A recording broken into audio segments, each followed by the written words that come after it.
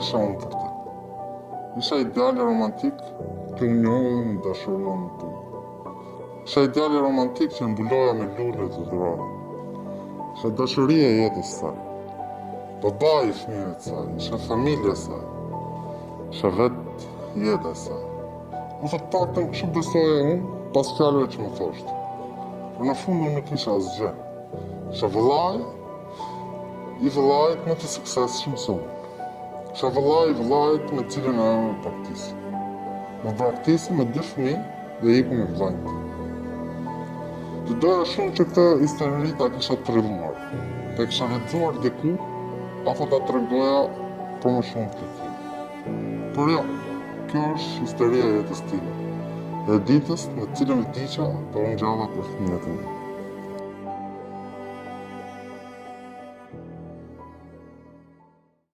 Mundoha ta mbaja të fshet si histori për disa kohë, por nuk e dora dot. Ai më mori dhenë. Në Shqipëri ndodh që i Zoti merr vesh i fundit. Më kot mundohet sa ajoja lloj historish që ajo ishte smur, ose kishte ikur tek prindrit. Njerëzit, jo vetëm që e kishin marrë vesh, por ata e dinin shumë mirë që gjatë kohës që ne ishim të martuar, ajo më tradhtonte me vllain tim më të vogël. Kaq të verbër mund të bëhemi në burrat të gratë.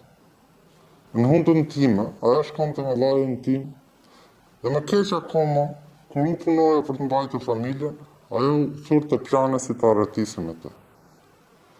Ta interesuar unë, jo, për fëmijët, familja ime, familja saj.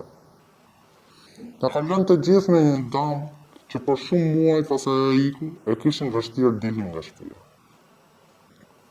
Mami vdiq brenda vitit. Babai e ka humbur fare. Fëmijët, pasi kërkonin nënën për vite me radhë, u rritën dhe u lodhën.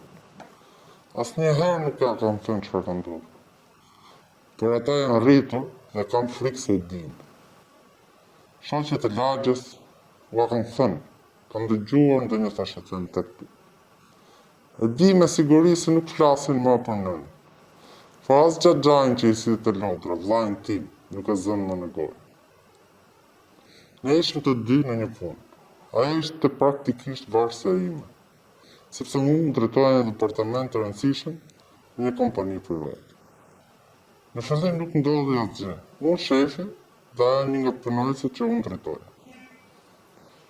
Kishim pak vite diferencë.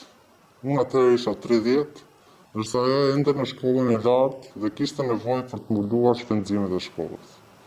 Ishte vetëm 20 vjeç. Kishim 10 vite diferencë me njëri tjetrin. Nuk i harroj zërat kundër në familje që më thonin që për shumë vite diferencë, por mua s'më dukeshin asgjë. Mosha nuk ishte problem për mua, as bukuria saj. Ishte shumë e bukur. Ndaj, kur ishim në punë nuk e kisha parë kur më ato sy, se nuk ishte shanse që ajo aq e bukur sa ishte të mi hirte ndonjëherë si mua. Kur? Po ja që jo vetëm që më kishte fiketuar, por nisi të më afrojë dhe krijonin një lidhje të afërt. Gjithmonë në marrëdhënie pune, asgjë më shumë. Edhe pse gjatë takimeve që bënim në zë, edhe me specialistët e tjerë në kompani, ajo ishte më aktive, donte të mësonte, punonte shumë dhe shumë shpejt u bë punonjësja ime e preferuar. Ishte shumë e devotshme. Asnjëherë nuk gëzoja ta kaloja prapun me të, edhe pse çdo ditë që kalonte më krijonte një parë atij kur e kisha afër. Po kur, siç e thash, asnjë sinjal që mund të flitonte me mua. Kolegat më ngacmonin, më vinin në sekret, se më thonin sikur ato pëlqen, dhe ka qef, dhe këtu nisën hallet e mia. Sa më shumë më thonin që filani atë ka qef, unë e shikoja me tjetër sy dhe sikur e arrija ta kapja disa sinjale. Nuk e di. Në ato kohë ishin mikse, sepse mendoja që ndoshta e shikoja unë ato sinjale, me që më thonin të gjithë. Ndoshta ishte iluzion, dhe hiqa mendin për një herë. Që nuk e ndalohet dot vetëm. Edhe ajo që të jemi sinqert, jefte shumë sinjale. Nuk është se më ngënjente vetja. Pasi mbaronin mbledhjen e zyrë, ajo ishte e fundit të ikte. E gjithmonë kishte ndonjë kompliment për të më bërë për veshje. Ishte një rast që ofrua më rregulloj kollare. Kisha aq afër fytyrës, sa nuk e ruajtë të vërtet. Dhe kësitova direkt. Dhe kështu çdo ditë nga pak, nisa të krijoja ndjenjë për të. Që nuk e lash vetën të më parathon të kur, përveç disa episodeve si ajo e kollares që nuk kisha çfarë të bëja. Por nuk hodha asnjë hap. Hapin e hodhi ajo. Nuk kam fjetur atë natë. Nuk kam patur shumë femra në jetën time, dhe asnjëherë nuk isha ndjerë ashtu. Po duke vetë e bërshëshëm. Një pas dite, rreth orës 5, kur ata mbyllnin turnin, ajo më erdhi në zyrë e më tha: "Kur do më ftosh për të dalë?" Unë beta si budallaj. I thash: "Pse?" I thash: "Pse?" O zot, çfarë siklet. Por ai ishte një vajzë shumë e zgjuar dhe shumë njerëzimare. Nuk mbeti pas kësaj, por më tha: "Si pse? Jemi kolegë pune dhe për qesh një darkë mund ta ham." Shqyrë më nxori nga situatë dhe i thash: "Bëj shaka, dalim nesër?" Ajo pranoi, iku dhe unë nuk kam vënë gjumë në si atë natë. Vazhdo të duash akoma vajzë? Ashtu duket sikur vazhdoj ta dua akoma? Nuk e di, nuk besoj se mund ta dua akoma. Thjesht kur kthehem pas dhe kujtoj momentet e para, më mbaj mend që ndihesha njeriu më i lumtur në botë. Dhe është e çuditshme se sa herë mendoj, më vjen si gjendje. Ndoshta e dua, nuk e di, por një gjatë dita them që s'kam për të falur. Jo se ajo do kërkoj falje, edhe ka raste dhe mendoj si do reagoj nëse ajo vjen në më kërkon falje. Se di, janë ca lëre që bën truri kështu kot. Nga dhimbja, dhe që ende nuk e besoj dot, edhe pse kanë kaluar 3 vite. 3 vite që ajo nuk shef fëmijët e saj. As ndonjë kontakt me familjen e saj. U zhduken nga faqja dhe jo të di. Por jo tamam u zhduken, se e dim ku jetojnë. Po për ta vazhduar se shkuam deri këtu, dolëm në atë takim të famshëm, në të cilën unë isha si mbi gjembë gjithë kohës. Në vonë më tregoi se më kishte qef. Dhe kishte vërë në re që edhe unë e pëlqeja, dhe kishte parë që unë nuk isha për të bërë asnjë hap. Dhe vendosi ta merrte ajo hap. Gjatë darkës folëm për çdo gjë. E njoha më shumë dhe aty e hëngra. Thjesht, aty ndjeva se o dashurova direkt. E ndjeva që mund të kishim diçka bashkë. Darka u mbyll me një puthje, dhe pjesa tjetër është një histori dashurie shumë e bukur. Më vonë, nuk ndjeheshim më rehat dhe ajo ndryshoi punë dhe unë nuk ja bëra pagesë. Sepse ishte më mirë që dashuritë të mbanin më larg punës. Se edhe unë nuk isha komo për të punuar me të. Kishte raste që bëhesha xheloz kur afroheshin punonjësit të tjerë. Dhe kjo nuk na bënte mirë. As ne, por as punës. U tonin shumë. Pastaj kaluam në bashkëjetesë dhe në fund e propozohej për martesë. Në Paris. Ajo shikonte shumë filma romantik dhe kishte ëndër të përjetonte një histori dashurie si ajo e filmave dhe e jona besoj e tillë ishte. Të paktën për ne. Ndaj doja që t'i vija pikat mbi i dhe e çova në Paris. I bëra propozimin për martesë dhe ajo tha po. Bëm një dasë modeste dhe një super muaj mjalti në Spanjë. Pastaj erdhën në jetë 2 djemtë. 2 djemë pinjakë. Ishim bekim në jetën tonë. Çdo gjë shkonte shumë mirë. Jo si në fillimet tona, se normalisht lidhjet edhe ndjenjat ndryshojnë si ndryshojnë dhe prioritetet. Por ne sërish nuk ishim probleme në qift. Ishim të lumtur. Pasi lindën djemtë, ajo kaloi një periudhë pak delikate. I humbi pak format perfekte që kishte dhe kaloi pak në atë depresione që femrat e quajnë postpartum. I kam qëndruar shumë pranë, i thoja çdo ditë sa e bukur ishte, se ishte me vërtet shumë e bukur. Ankoj për gjoksin që i kishte rënë dhe krijuar rrudha, për barkun, për trufën që nuk ishte më njësoj. Nuk ishte më komunde. Ndaj kur më tha që donte të bënte gjoksin, pasi që unë e t'lanë gjërën, Nuk ja bërë dysh. Nisi një fazë tjetër në jetën të. Ajo nisi të kthehej sërish në formën që kishte pasur, se ishte e re dhe u kthye në formë. Por donte perfeksionin, kishte shumë frikë nga kalimi i moshës.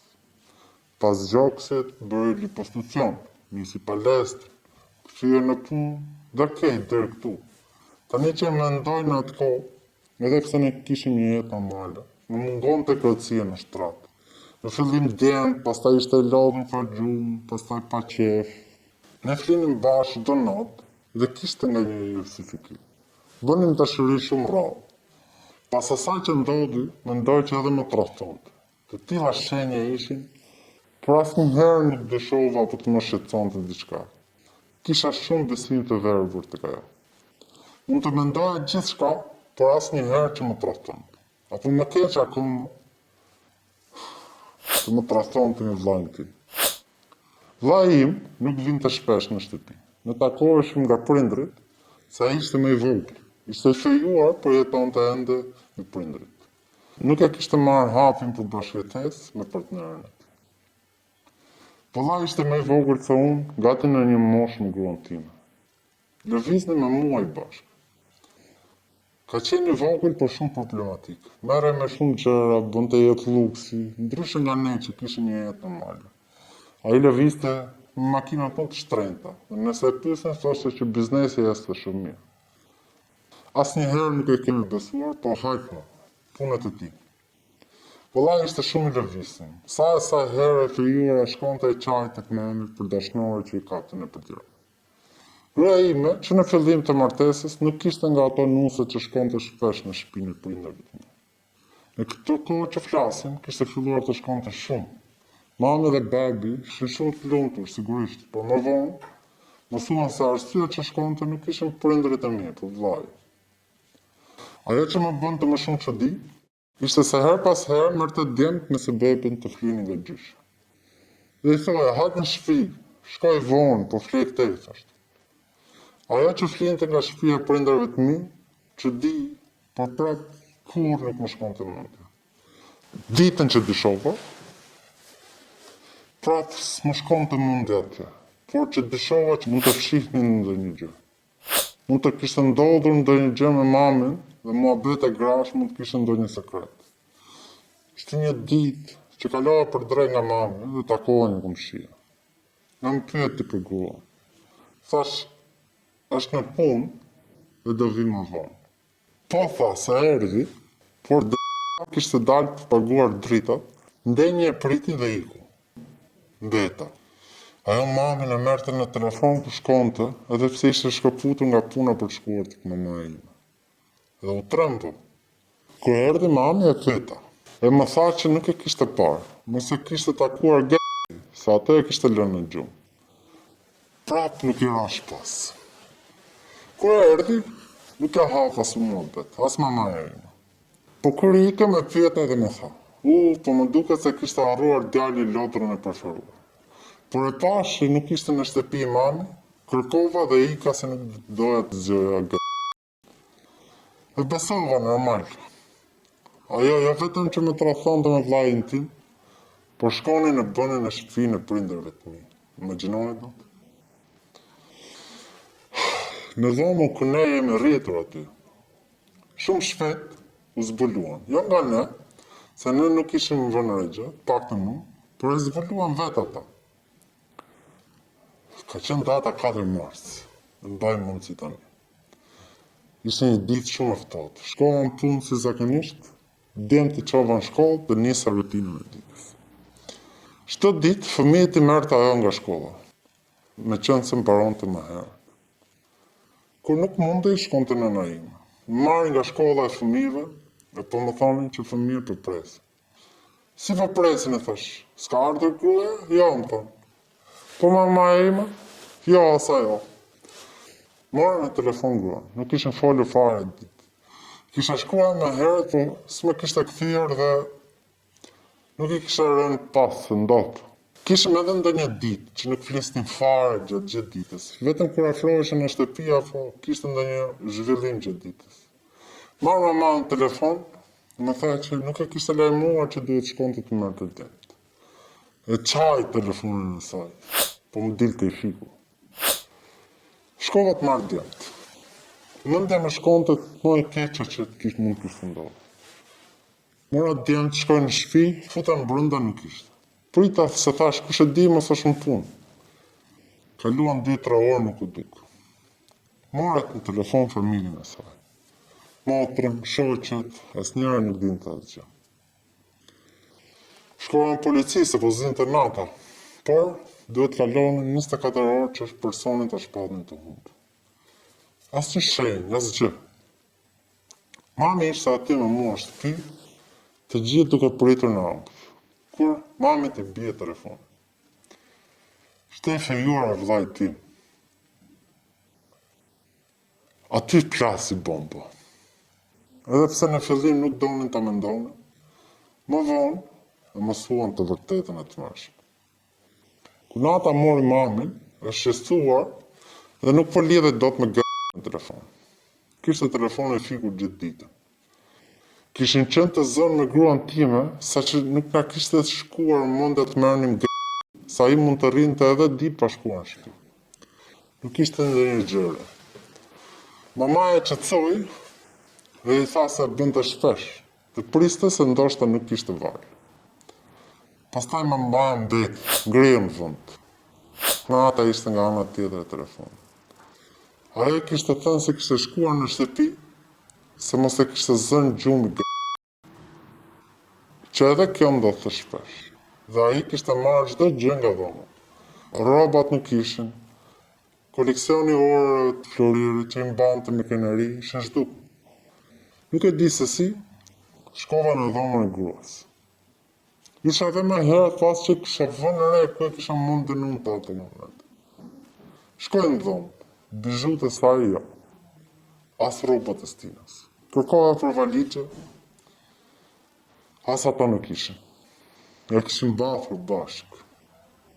Shtëpira morti. Mendoja se më mirë do të ishte të më thonin ne kemi gjetur vdekur këtu, se sa ajo. Pastaj pazulli u zgjidh. Ajo kishte vitin e fundit që ndante krevatin me vllajin tim, atëherë filluam të bënin lidhjen e ngjyrë. Ata ikën jam mbathën, ajo më la me 2 fëmijë, e që nga ajo ditë nuk është bërë më gjatë, as ajo dhe as ai. I kam gjetur numrat e telefonit dhe adresën ku jetojnë janë jashtë. Kam tentuar aq shumë herë të lidhem, por asgjë. Derisa u dorëzova, nuk i kërkoj më. Mami vdiq dhe ai nuk erdhi as në varrimin e mamës vet. Çfarë ka ndodhur mes tyre nuk e di.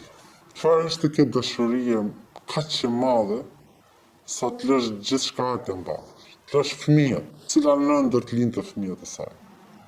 Nuk e di. Sa herë kam dashur vdekjen, bëra si hije. Në punë nuk shkova, se isha shumë i trondëtur dhe me turp, me shumë turp. Fëmijët më kërkonin mamin çdo ditë, çdo natë. U bëra nënë e baba për ta, dhe nuk e di si e gjeta forcën, por për ta u çova dhe rinisa punë. Ata janë forca ime, të të rriz vetë, dhe bën vetë nënë, vetë baba. Ama një mbarak me vetë dhe të ta marrë. Pse më bëri?